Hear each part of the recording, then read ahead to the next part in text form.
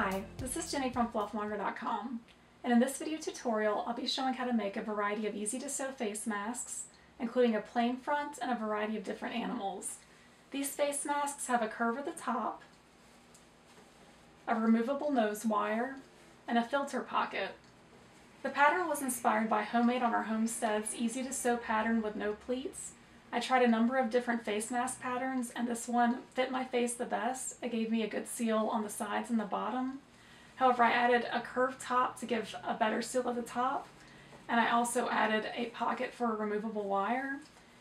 And then I've also made a number of different patterns for making different animal faces. To put on the mask, put the loop behind your neck at the base of your head, then pull the strings taut until the sides are cinched to the sides of your face. Tie the string on the back of your head and then adjust the nose wire. To make the mask, you'll need to print the pattern. All of the patterns with the different animals and the plain mask are available at my website, fluffmonger.com. You'll also need scissors, pins or clips, a marking tool, floral wire for the nose. If you don't have floral wire, you can also use twist ties or like a 20 gauge wire. You will also need 100% cotton fabric. Cotton fabric is breathable. For the liner pieces, you're going to definitely want to use woven fabric. And for the outside, you can either use woven fabric or a jersey fabric, which is knit fabric like t-shirts. And you will also need some sort of t-shirt yarn or clothesline or shoelaces to help tie the mask around the head. If you've never seen t-shirt yarn, it's really easy to make. I will link a tutorial in the description. You basically just find a t-shirt that doesn't have a seam on the side and you cut a strip off the bottom. These are 1-inch strips, and then when you stretch the fabric it just turns into yarn, and it's really easy. For the fabric, if you plan to sell or donate your masks, I recommend washing it in a fragrance-free detergent, not using any fabric softener or dryer sheets, and not using any spray starch. And the reason I say that is because a lot of detergents and fabric softeners have fragrance in them, and that can be a skin and respiratory irritant for some people. So if you don't know who's going to be receiving your masks, it's a good idea to just wash them in either fragrance-free detergent, vinegar, or you can even make washing soda from baking soda in the oven. I will also link a tutorial for that because it's really easy to make. And then you may also want some sort of turning tool. I'm using hemostat clamps, but you can also use the chopstick, and you may need a seam ripper. For sewing a mask with a plain front, you're going to cut 3 rectangular pattern pieces using the mask liner pattern piece. And I'm going to have these 2 as my liner pocket colors, and then I'm going to have one different print for my front. So with the right sides together, I'm going to trace my liner pocket pieces, and then I already have my front cut out, and I've already cut the bias strip for the nose. If you want to make a mask with a curved nose strip for the floral wire, you're going to want to cut some bias strips. And the way you find the bias is the fabric has a selvage edge, which usually has some print on it, and this is the finished edge that won't unravel. And you can cut your pattern pieces either this way or this way. It doesn't matter as long as you're consistent. And the bias strip will be cut at a 45-degree angle, so you can either cut it this way or this way. So for sewing the nose strip, we've folded our edges in, and then pressed, then folded over, pressed again, and now we're going to stitch up the edges. And if you have issues with your sewing machine eating your fabric, especially with little small pieces like this, I take a little piece of paper and put it underneath.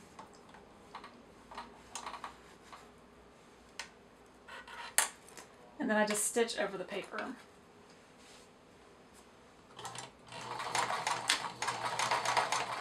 So you want to forward and back stitch at the beginning and end.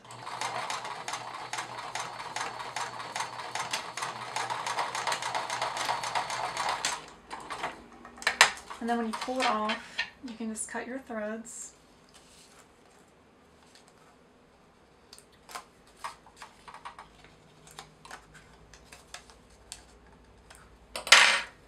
And then you kind of have a little perforation and you can just fold your paper back. And then you can just tear it away. Like that. And I'm going to do the other side.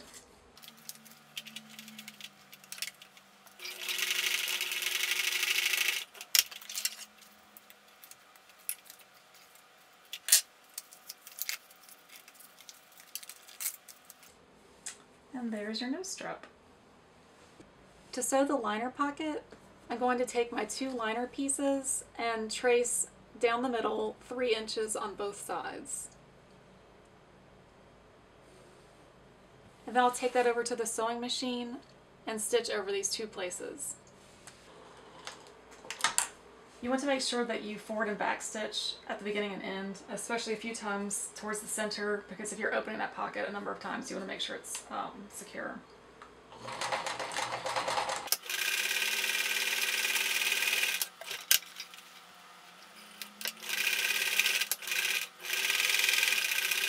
So now that I've stitched in towards the middle on both sides, I'm ready to fold it open and press it. So I'm going to fold the fabric right side out on this side. And then you want to just press it. You don't want to move the iron around because that'll stretch the fabric out. And now I have 1 piece of fabric on this side and 3 pieces on this side. So when I flip it over, I now have the 3 at the bottom. So I'm going to pull this one back. That way it'll have the right sides out on both sides, and I'll have 2 pieces of fabric at both sides. And now you have your pocket. If you'd like for your pockets to have top stitching, you can go ahead and do that now.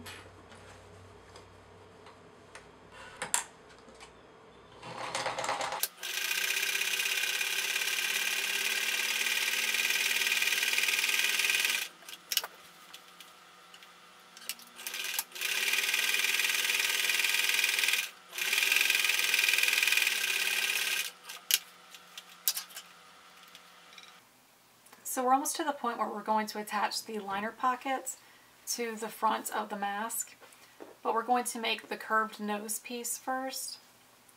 So you're going to line up your 2 pieces of fabric, right sides together, and take the tracing template with the curved nose.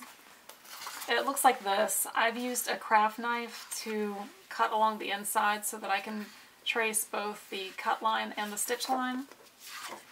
And you're going to just line it up with the edge. And the reason that I do this now instead of cutting the fabric with that curve to begin with is because as you sew and iron your fabric, it kind of shifts around a little bit, so it's easier to just do this after you've already stitched and ironed these pieces to make sure that everything is still lined up. And so I'm just going to trace the cut line. Make sure I mark the center. And then if you want to, you can go ahead and trace the stitch line. It's not required, I just like to do it. And then you can go ahead and cut all 3 pieces of fabric together.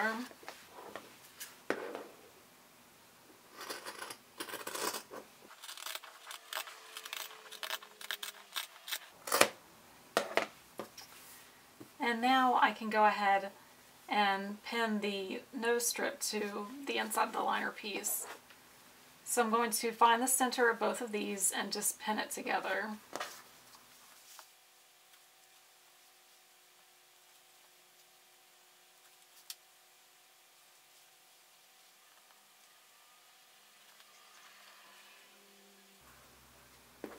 So now I can take this over to the sewing machine and top stitch the nose piece down.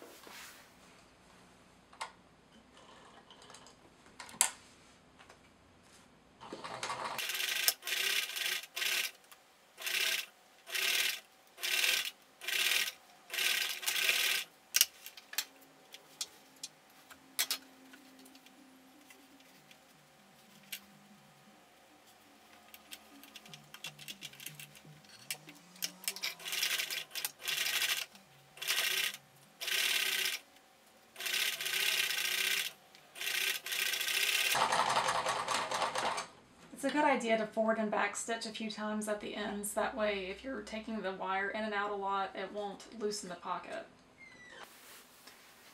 So now that I've top stitched the nose piece to the liner pocket, I'm going to put the front of the mask and the liner pieces together, right sides together.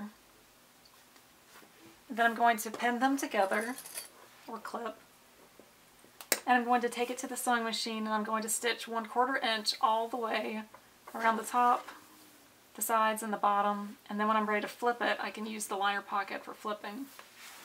So now I'm going to stitch 1/4 inch all the way around, and I'm going to stitch along that stitch line that I traced at the top.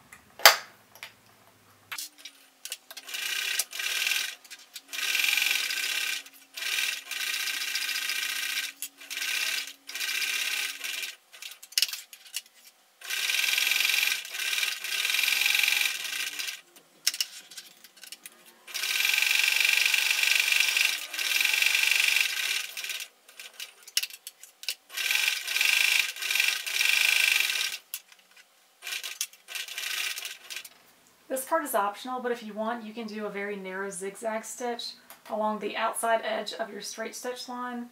Since the woven fabric might be washed a lot, if you're going to be wearing the mask a lot, it'll just give a little bit of extra security, but it's not required.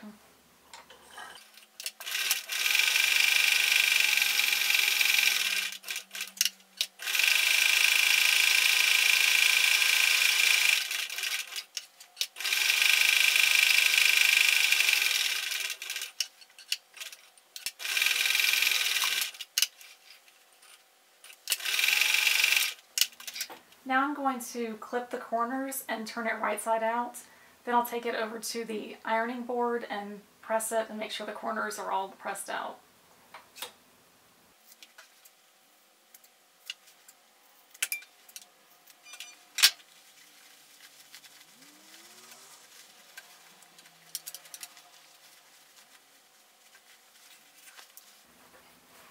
You want to make sure you take your finger and run it along the inside of the seams of the curve to make sure that it completely opens up. And then you can take your hemostat clamps or your chopstick and push the corners out. So I'll take this to the ironing board. So now I've ironed my mask, and I've gone ahead and folded in the sides about 3/4 of an inch. And I'm going to put the cord in and stitch little loops for the cord to run through. So I have my t-shirt yarn. This is about 50 inches. T-shirt yarn stretches, so 50 inches should be plenty. If you want to use something that doesn't stretch, like clothesline or shoelaces, you want it to be at least 50 inches long, maybe a little bit longer. And so the curved nose goes at the top, and the open ends also go at the top. So open ends go at the top, and then the loop will go at the bottom. So I'm just bringing those into the side. And I'm going to pin them in place.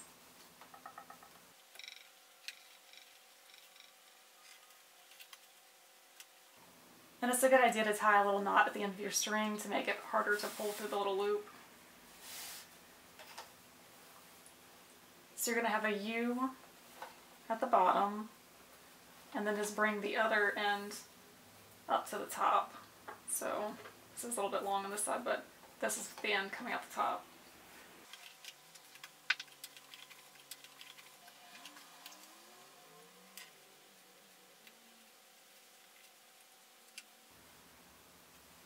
So now I'm going to top stitch about 1/4 of an inch from the edge.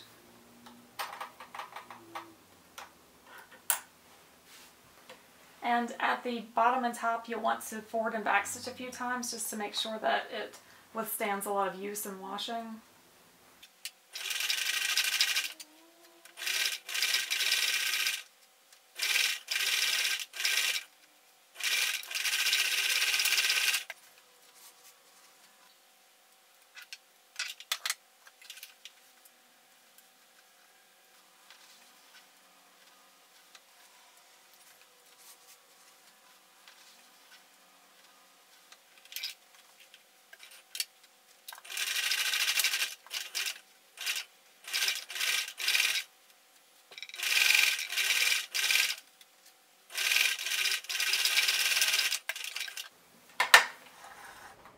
To make the nose wire that will go inside the nose pocket, you're going to take some floral wire and cut a piece about 6 inches long.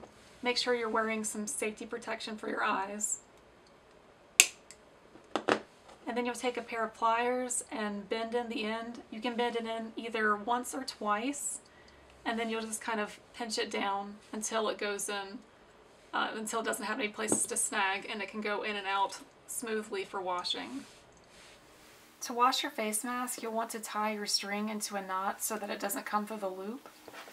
You want to take out your nose wire, and then either wash it in a laundry bag, or if you don't have a delicates bag, if you don't have one of these, you can just stuff it down into the bottom of a pillowcase and tie off the top. If you're looking for places to donate masks, consider your local refugee resettlement agencies. I'll be donating all of these to Every Campus of Refuge, which is a local agency here in Greensboro, North Carolina. You can find the pattern and tutorial for this mask on my website. I've included a link in the description.